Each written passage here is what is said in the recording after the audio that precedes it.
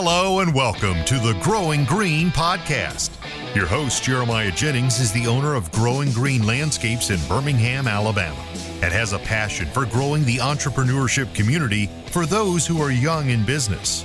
Being a business owner isn't easy, especially in the early years, and that's why in this show we dive into a wide range of topics covering all the challenges small business owners deal with. Even if your company is generating $1 million or more, the stories from our great guest and Jeremiah's own firsthand experiences will propel your business forward. And now, here's your host, Jeremiah Jennings.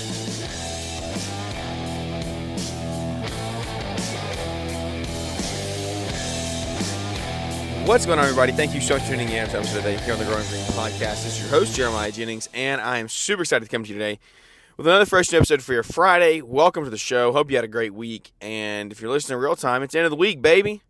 Let's go. Put your hands up. Get excited. Maybe you got guys working overtime this week. We do. We have big install going in Friday. We started on some development lots, so we're going to talk about it a little bit more. And we said beginning of the week, like Thursday and Friday, just it has to happen this week. These have to get done.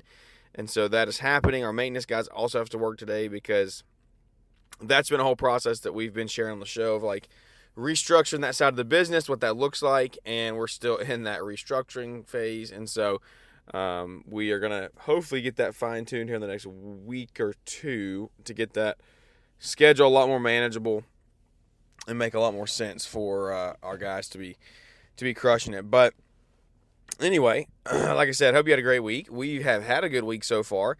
Been busy, been wide open. Got our concrete poured for a job that we did last week, a little enhancement job. It really wasn't enhancement. We just like redid a fire pit border and cleaned off some fence line things. And then the concrete was the biggest portion of the job that was considered design build or whatever you want to call it. The fence clearing was the biggest portion as far as like time and volume goes, but concrete was fun. Concrete, we learned a lot on that. Concrete was our first time, it was only our second true concrete job. And first time using a truck, so we had a truck brought in and brought it down the chutes and right into our location, which was sweet. No wheel bearing involved there. And so our first one we hand mixed, and it was okay. Really good finished product. I was very happy with how it turned out, but it was a lot. It was very, very, very labor intensive. I think we used 60, 80-pound bags, and when I say hand mix, we did have a mixer. We had a big mixer and stuff, but cutting them, dropping them in there, putting water in it, dumping it out, wheel burning it to where we had to go. Like, it was a very labor intensive process. It took us to pour 60 bags, which I think is a little over a yard of concrete. Took us 4 hours, I think, 3 to 4 hours. We poured a yard and a half, yard and 3/4 from start to rolling out to get lunch and letting it dry in 1 hour on the dot. And so the truck is definitely the way to go. Costs a little bit more, not much more, but a little bit more than buying the concrete and renting the mixer. But the labor saved, the morale that was saved, so worth it. And so that went well. And then we just had a big maintenance week after that. We picked up some new clients, which is good. We always need clients coming in, and good maintenance clients. That's the thing. We don't just want clients, we want good clients. And so we are slowly but surely getting those. Trying to get a little bit more of the commercial realm. Waiting on a big bid to come back and see if we got it, which will be nice. And we will learn from there and go from there. So anyway, I don't want to hold you up. I want to get into some value today because, that's what you're here for, is value. And I did share, if you're listening like real time, you should go to, or really anytime, go to Almond Landscape on Instagram. And Caleb posted a reel pretty recently. I think it was Thursday. It was Wednesday or Thursday. And he's talking about production rates and how he's doing that. And he measured out some downspout drainage and how long it took. And guys, those are things that you need to be doing You need to be doing that because that is going to help you grow and estimate accurately for the rest of time. So please, please, please go watch that reel. I put it on my story. Go to his page. My story's probably gone by the time you're listening to this. Go to his page, watch it, implement it. Let me know if you have any questions. What I want to get into today, because I've had some questions this week. So real-time topic is the topic of relationships and how you build them, what it takes to build them, and how you land the jobs you want to land. Relationships at the heart of everything is like, that is what your job is as the owner.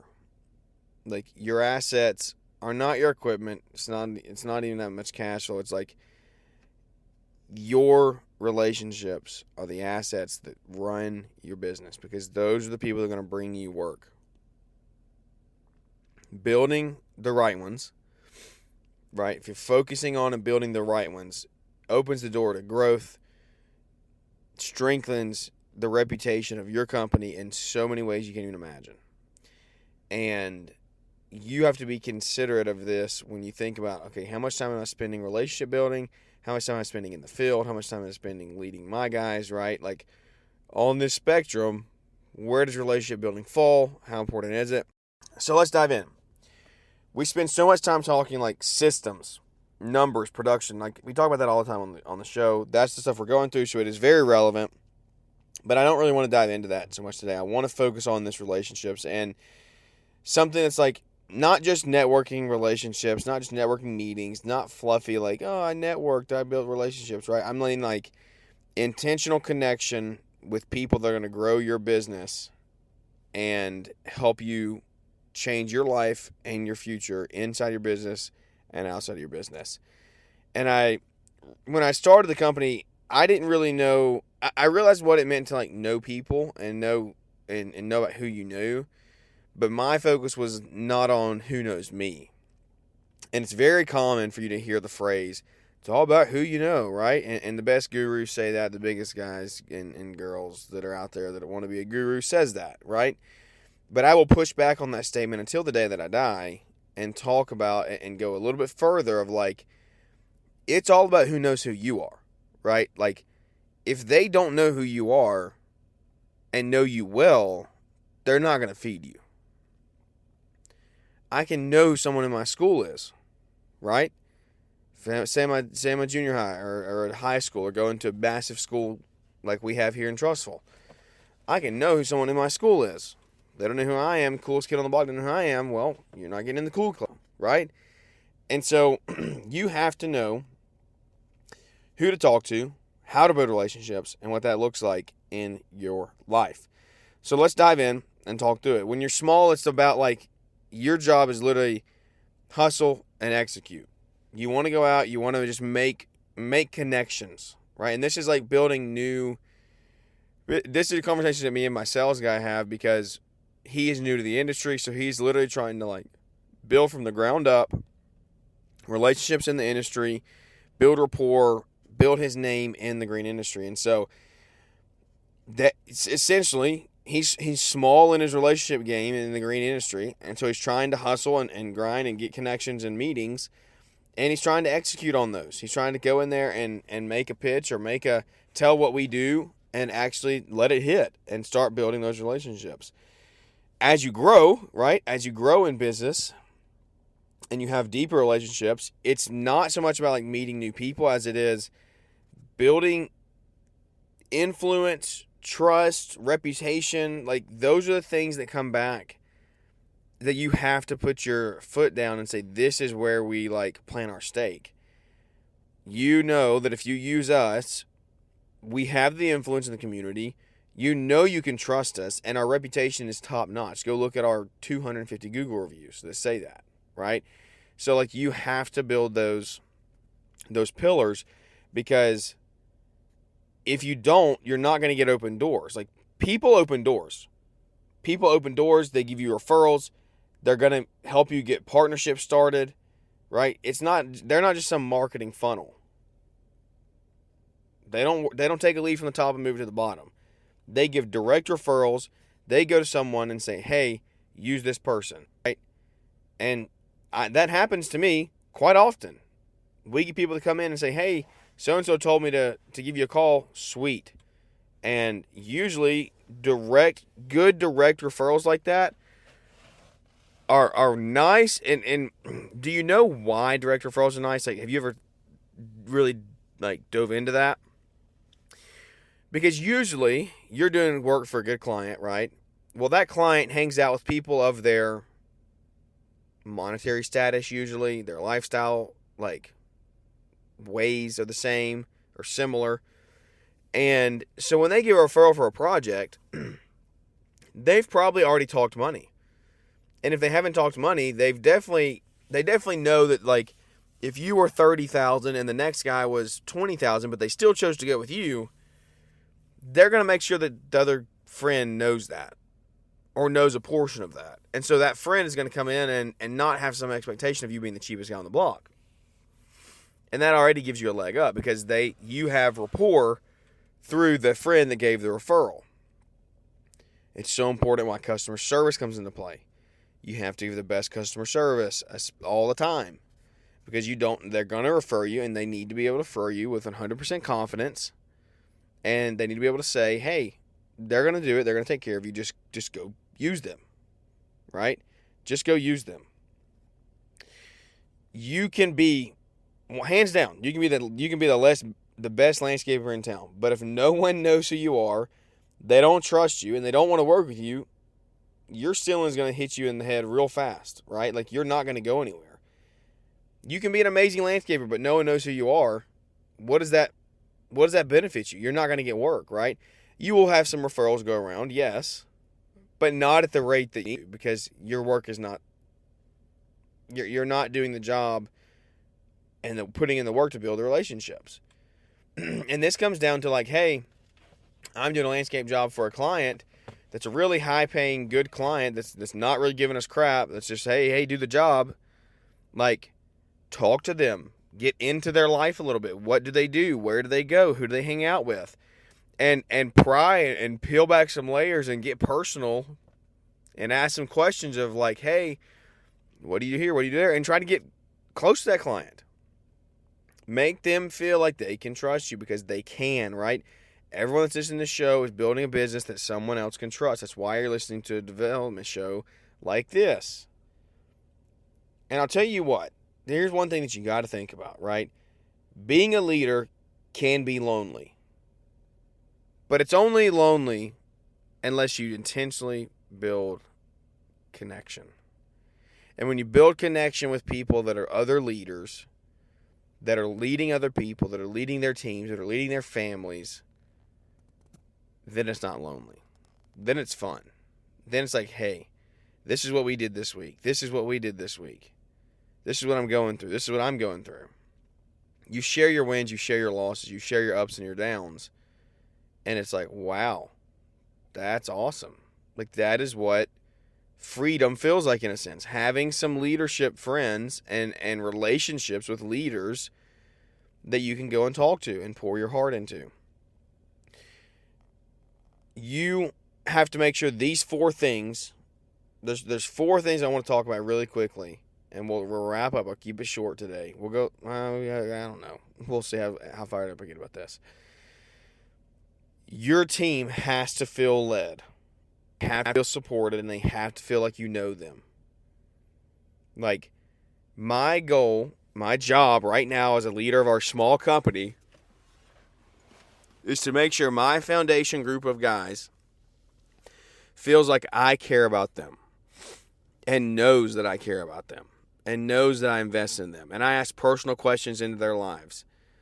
And we draw a line there, right? There is a line where we do not cross friendship and employee-employer relations.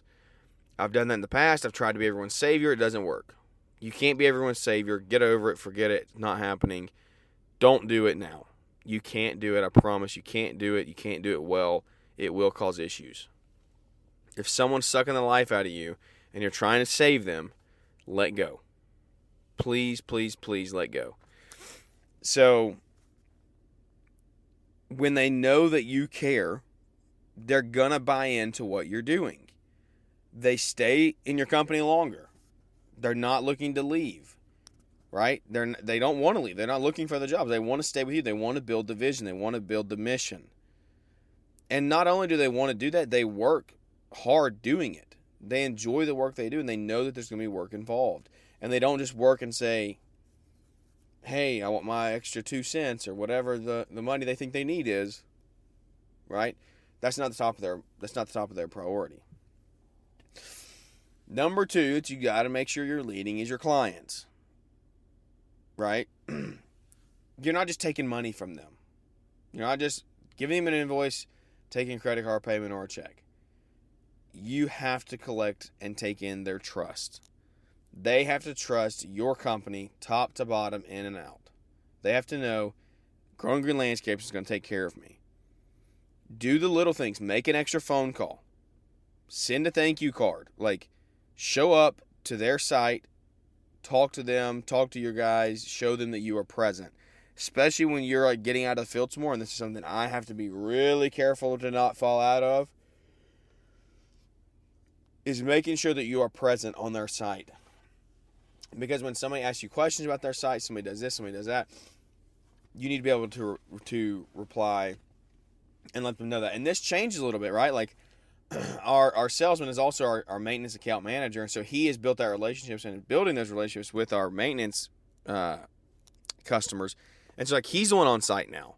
And I don't really go out on site that much for maintenance, but he's building those relationships. And so I just delegated that position over to him, and now the customers know to reach out to him when something goes wrong, when something is good. They know to call him, and he is on their property, so he can see and know what the updates are on them. Number 3, really, really strong, like true strategic partners. Who are those? What are they? Right? Those are your realtors, your property managers, the builders. I'll talk that in a minute. Church leaders, right? Like, I want and have a passion for doing church properties. I want that to be a division that we grow in the future. Like, you have to be able to have true relationship equity with these people. Because when you do that, they're going to bring you deals. They're going to bring you leads. They're going to bring you customers. Which in turns, you get to lead. They'll bring you more customers. You build more partners, right? You also have to make sure that you're taking care of your relationships with your industry network people. The people in this industry, the people that you're talking to now, and the mentors that you've made and are searching for, you have to make sure you're pouring into them too, right? I have people that are way ahead of me in business that I have chosen to be like mentors for me, conversationalists, paid coaching. Those are things that I invest in. And you need to make sure that you're investing in those too. Because I promise you it makes a difference. You have to go to the events. You have to DM people. You have to ask questions. You may not want to, right? But it may not be comfortable, but you got to do it. And sometimes these are different approaches, right? It is going to a HOA meeting versus giving a current customer a call versus going to a Quip or an industry event, right? But they all play the long-term results, and they pay long-term dividends back into your company. I want to talk action items, right, on things that you can do to actually build some of these. And I'm going to, before I stay to the end, because we're going to talk about like this specific thing of why I'm recording this show. We're going to talk about that before we wrap up, but hang tight for just a minute. Here's some simple action items, right? So let's talk building outward relationships. Text 2 to 5 people, 3 is a good middle, every week. Just checking in, not pitching anything, just checking in, right? This can be friends. It doesn't have to be business. This can be friends. This can be mentors. This can be clients. This can be potential leads, right? No pitch, no underlying message. Simply, hey, just want to check in, see how you are. Please let me know if I can help you in any way. And I don't even know if I would throw in the please let me know if I can help you in any way. Just like, hey, just check and see how you are. Right? Like, that's a very simple thing. You can send 3 texts in 10 minutes. That's max. That's like well thought out text. You can send 3 texts in 5 minutes. If you copy and paste to 3 people, that's 2 minutes max, right? Take time to treat your team to lunches. That gets harder the bigger you get, but it can be done. It just transfers from, hey, let's go get Jimmy John's to, hey, let's cook tacos or hamburgers at the shop, right? Like that, it just changes. So when you got 20 people, your hamburgers at the shop. When you have 4 people, you're, hey, let's go get Jimmy John's, right? And so that is connection, right? You talk about things that maybe aren't work. You talk about, you build rapport. You buy their lunch for $50 or $100 or $300 if you have 20 people, right? But like, that's money that is very, very, very well spent because your team knows that you're taking care of them and investing into them. This is actually like something that we're going to try to start implementing is send a video once or twice, like once a month, maybe once every 2 months, to your current clients, your key ones, right? And just let them know, hey, checking in. Thanks for letting us service your property this year. We're seeing this, we're seeing that, and just check in. These are little things. You're trying to manage accounts, little things.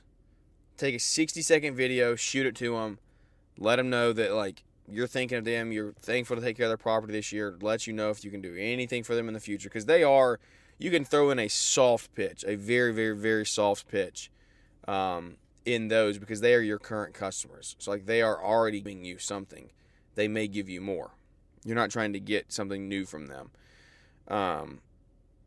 Create your top ones though as well. Remember to create the ones that are your high performers, your top 10, your top 20 customers, and make sure that you focus on those more than you do on others. You don't push others to the wayside, right? You have to create time in your calendar for this. You have to say, okay, I'm going to take time to lead people. I'm going to take time to build relationships. I'm going to take time to work in the field, right? There are things you have to do with your time every single day, every single week. Make time for relationship building. If you can tell I'm passionate about relationships. You just need to be consistent and open. You have to make sure that you are truly, truly being honest and building rapport with people that you can build key relationships with because the relationships are the key to everything in your business. And here's the flip side of this, right? I want to talk really quickly about what's going to happen if you don't do this, okay? If your team feels disconnected from you and they don't feel valued, they don't feel like you've put them in a place to win, your turnover goes through the roof. You're going to be turning and burning guys because they're going to be like, this dude's just here to overwork me and give me $1, right? Like I don't want that in my life. If you have high performing people, they won't stay for that. They will not put up with that. This one hits me between the eyes, and I have to say like, whoa, we have to change this big time. Is your clients, they're just going to feel transactional, right? You're not going to get referrals. You're not going to have loyalty. As soon as you raise a price, they're gone. And like, that's not who you want. And so you can say, that's not the right client for us.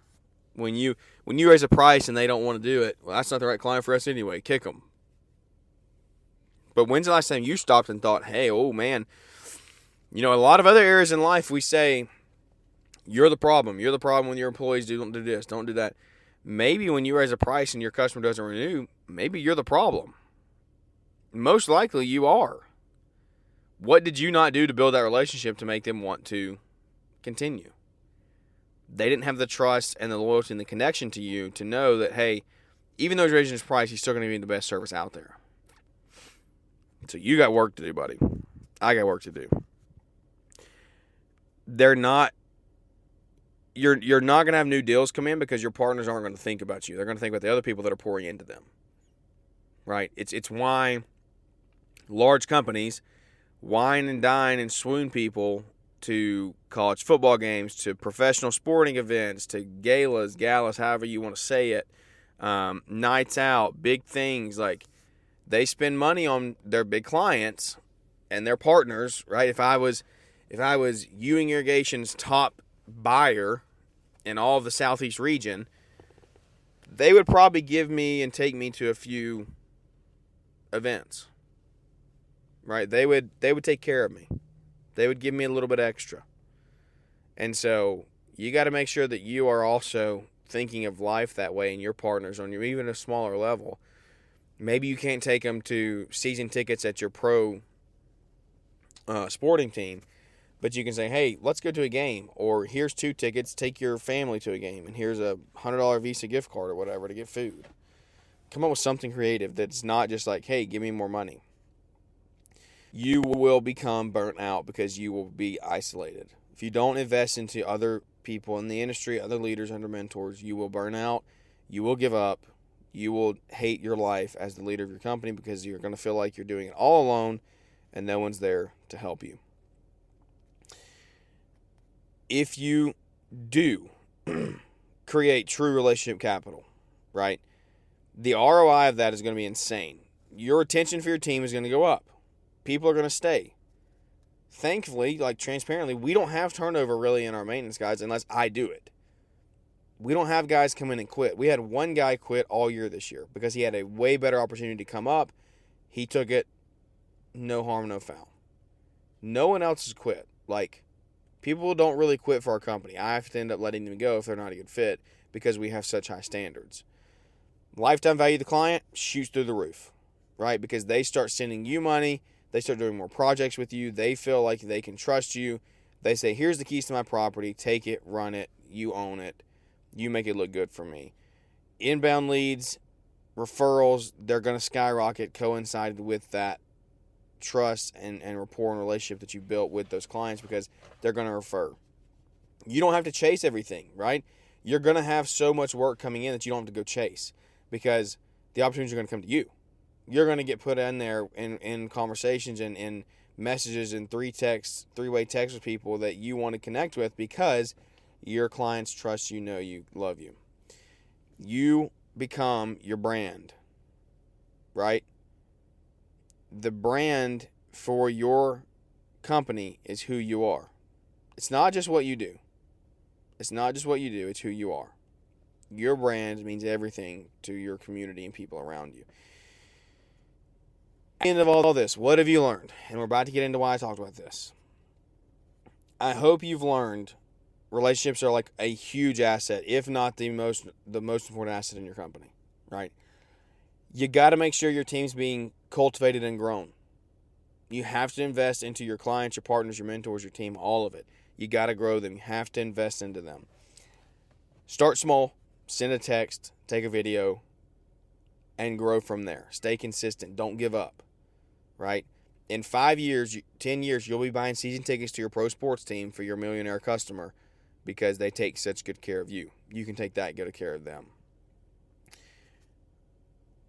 I gave you action steps on the last one. Here's one for this one. Please take one relationship that you've neglected and reach out. You have one customer, one friendship. It can be business or not business. This can be life. An area that you have neglected a relationship, reach out to them. No strings attached. Text them, call them, meet them, go to lunch, and just reconnect. Just reconnect and see where that takes you. No pitch, no hidden anything. Just reach out. I hope that this show has helped you. I hope it's got you thinking. And the reason behind this show is because I've gotten a lot of questions on how we're doing these install lots for this builder, these new subdivision homes. And I think we're going to end up doing pretty well on them. We have roughly 45 houses to do. We're doing our first 3 right now, and we're learning. We don't have a perfect system in place. We don't have it all figured out. We are learning. But what we're learning is that we're going to get a system in place. We're going to make sure that we can do this in a systemized manner. And we're learning that we have to do production rates, kind of like we talked about at the beginning of the show. But people are asking how we got it, right? And this comes back to relationships. So, and I'll give you the full spectrum here of I'm friends with a local weed control and fertilization guy. Not only is he a local weed control and fertilization guy, he's a mentor in the industry, right? He puts out content for the industry. He gives back. He takes care of people. Like, he helps you. He invests into you. And so we are friends. And we were friends before this. And we've known of each other. And so we talk and we connect. And truthfully, we don't connect the way that we should. But we do connect. And he called me one day and, hey, I need this. This company called me. They want maintenance done. You know, we don't do maintenance. Do you want me to give them your number? Sure, give my number. So called me, and the developer called me. Hey, we're doing this neighborhood here. I need you to come and give us a price on maintenance. By this point, the HOA was horrendous. Like, weeds were 5 foot tall in the beds, and it's a large HOA area. Front beds are probably, no joke, 400 to 500 yards end to end, 600 yards end to end. And it's all pine straw, all shrubs, all planted real nice, and 6 foot tall weeds in them. And so I was like, okay, well, I'll go look at it. And I got out there and got them a quote in, I think, less than 48 hours on 2 different properties that they were needing done. And so 24 to 48 hours, got them a quote back. Boom. Yes, sign up. Let's go. We need to get it done. No one else has gotten to us. No one else has gotten back with us. Take it. Let's go.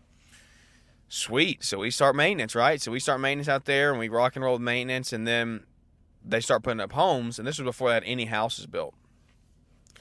They start throwing homes, and I'm like, what are you doing here? Who's doing these installs? And so turns out the company doing the installs was traveling from where the developer's from, but the developer lives somewhere else. They're from a different part of town, but he grew up here. And so I was like, well, I got on the phone with him. I was like, well, I started with the PM on the project. Like, hey, what do I got to do? And he said, push him with the ladder. Here's the owner of the development company. He's actually from here. Pull that string. So I pull that string on the phone. Hey, wanted to meet. We're doing this, taking care of the HOA, blah, blah, blah, blah. And I know you're from Trustful. I know you're from here. Like, what can I do to help you spend your money here? Keep your money local and help some local guys build this out. Not just send guys from your part of town and throw them up and leave. Like, let's build a long-term partner here that if you do anything else here, we're here. We're going to be here with these homeowners. We're going to be here with your clients. We're going to limit warranties. We're going to be able to, like, actually help these clients out long-term. It's going to help you save money in the end. And so that relationship started, and I kept working. Like, at first it was a no. At first it was too high, and this, that, and the other. And so we worked, and it took me probably 6 months or 8 months. Yeah, more like 8 months probably, to get a actual confirmation that we can. And this is, guys, there's people that listen, so I have to be very cautious of this. And I'm an open book, right? Face to face, I'm an open book. I'll share with you, but I don't know who listens to these shows and who does what. If you're in my circle of friends or you want to be in my circle of friends, call me, text me locally, and I'll talk to you about some things. But we had talking, and I was like, dude, stop spending money over there. And it was, they had a landscaper in place. We had to overcome price objection. We had to overcome that it was easy because this was their company. Like, it wasn't just like, hey, we need a landscaper, come in and do it and give us a bid. That was not the case. The case was, we are set, we have a landscaper, why would we use you? And so we pulled on that and built that relationship in a positive way. We did not push. We were not pushy at all. I was the opposite end of pushy, right? The opposite end of hardcore sales. It was building that relationship, letting who know we were there in that corner, pointing out little things, fixing warranty issues that they had from that company when they threw them in and left, right? And so I think in May of this year is when we got the go-ahead on we're going to have the rest of them. And so that, right? So we have 40-something lots that we have to install in the next year and a half of how they build them out. They build them 2s and 3s at a time usually. And so we have some decent pipeline for the next little bit on these lots, and it's not near enough to like run our business off of by any stretch, but it's going to be a nice little supplemental income that we're going to make some good money with. And so we're going to learn a system, we're going to learn a process, we're going to figure them out. But this whole thing comes back to relationships, and people are asking me, like, how'd you get that? How'd you get that? Relationships. Because again, it started with the weed control and FERT guy, right? He thought of me. He referred me because we had built that relationship. So what are you doing with your weed control and FERT guys to build that relationship better to where they say, hey, I'm calling John, I'm calling Lucas, I'm calling Brian, I'm calling Rory, I'm calling Alan, right? Like, I'm calling Shane.